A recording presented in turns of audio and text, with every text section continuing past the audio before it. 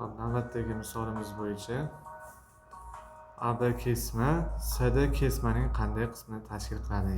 AB kesma olganda qism topish uchun qoida bor. Qism topish uchun yozib olinglar.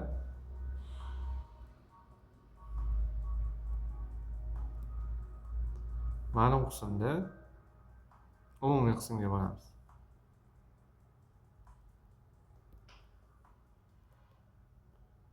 Mana shu qoida asosida qism topiladi. Ma'lum qismda umumiy qismga bo'lamiz. Bu yerda bizga AB kesma CD kesmaning qanday qismini tashkil qiladi? CD ning qanday? Ko'rinib turibdiki, bu yerda umumiy qism CD hisoblanadi. CD ni kategoriyasini aytgan bo'lsak, 6 ta.